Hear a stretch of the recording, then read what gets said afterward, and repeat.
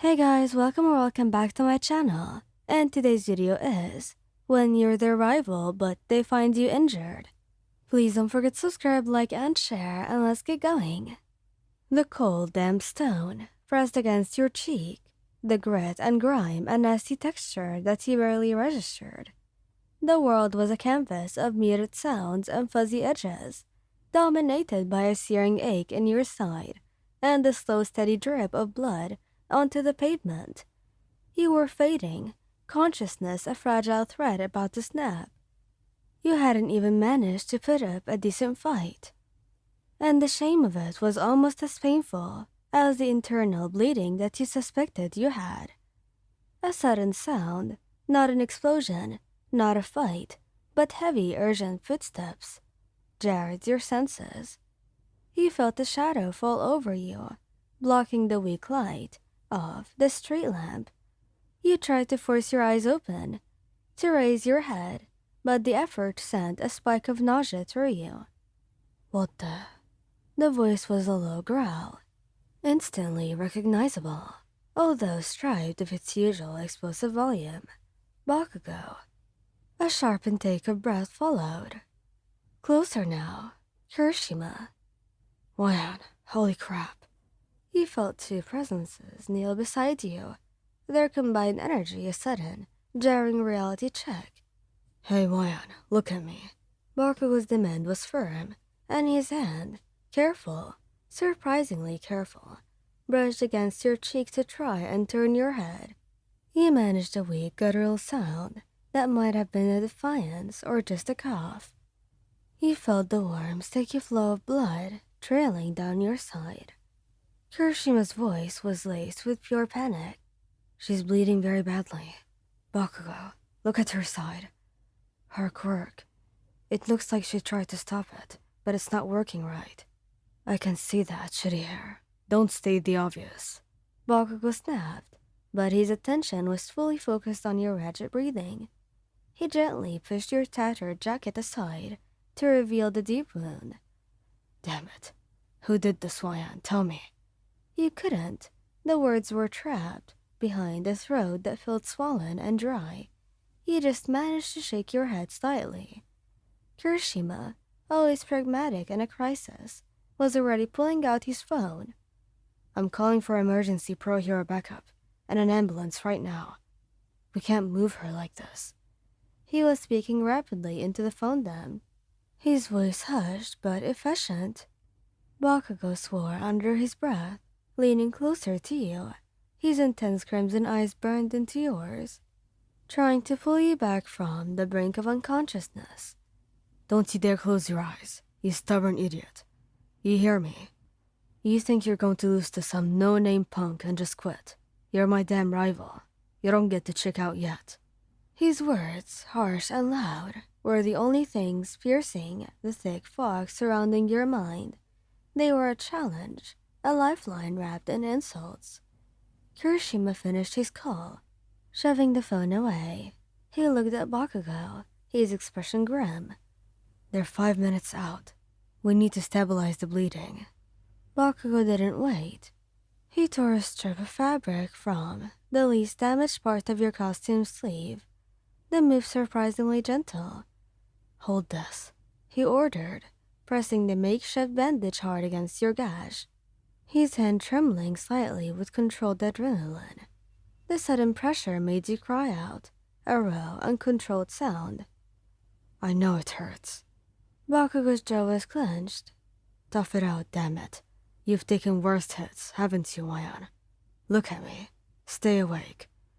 Kirishima was on your other side now, his hand resting on your forehead, surprisingly cool against your burning skin.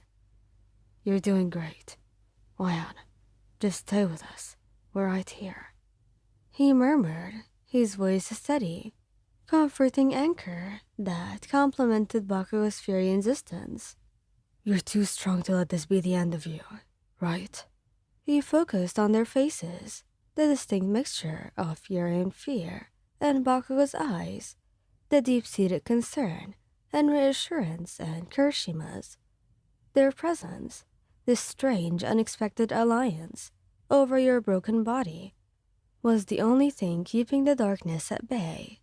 You grit your teeth, pressing your hand weakly against the pressure Bakugo was applying. You wouldn't dare lose this fight, not to the villain, and certainly not to unconsciousness in front of your two most aggressive, yet strangely loyal peers. Good, Bakugo whispered, a silver of relief easing the tension in his eyes. Now just hold on. 5 minutes, Swayan. You focus every ounce of your will, not on the pain, but on the sting of Bakugo's hand, pressing the fabric into your side. You anchor yourself to the sheer intensity of his eyes and the comforting presence of Kirishima's hand on your forehead. Hey, the ambulance is here, Kirishima shouted, his voice ringing with relief. You heard the distant wail of sirens, growing rapidly louder, followed by the screech of tires, and the hurried, professional voices of paramedics. The alleyway suddenly felt crowded. We're here. How is she? A calm, authoritative voice asked. Suddenly, the world tilted as strong. Practiced hands maneuvered you onto a gurney. Kirishima squeezed your shoulder, a reassuring gesture. You did it, Wayan. You held on. You tried to give him a thumbs up, but your arm felt like lead. As they rushed you out of the alley, toward the bright, overwhelming lights, you caught one last glimpse of Bakugo. He wasn't yelling, or even scowling. He was just watching you, a mixture of something grim and something else that you couldn't quite recognize. The next time you opened your eyes, it wasn't to the grimy dark of the alley, but to the blinding lights of the hospital. Your side ached, but the throbbing had been replaced by a dull, manageable ache, a sure sign of heavy painkillers. And that's when you noticed Bakugo and Kirishima were crammed into the small vestibular section. Kirishima was hunched forward, and Bakugo was slouched in the chair closest to your bed. As soon as your eyelids fluttered, Kirishima's head snapped up. Wayan, you're awake. Oh man, you had us worried. You were out for hours. Bakugo didn't move immediately, but you saw his eyes flick towards you, fast, sharp, and intense. Glad to see you're not dead, dumbass, he muttered, his voice low and gruff. Well, if I'm not dead, that means I get to beat you both in the next ranking, right? Bakugo snorted. In your dreams, Wayan. Get better fast. We need you at full strength for the competition. Anything less is a waste of my time. He stood up, shoving his hands into his pockets, but instead of marching out the door, he looked back at you one last time. Don't do anything that stupid again, he ordered, his eyes holding a sincerity that made your heart skip. Kirishima waved. Get some rest, Wayan. We'll check in tomorrow. As they finally left, the silence of the hospital room enveloped you. But it wasn't lonely. It was filled with the memory of two strong, unwavering presences that held you, and the quiet realization that your rivals were also your most unexpected protectors. Thank you guys for listening. I hope you liked this video. Please don't forget to subscribe, like, and share, and goodbye.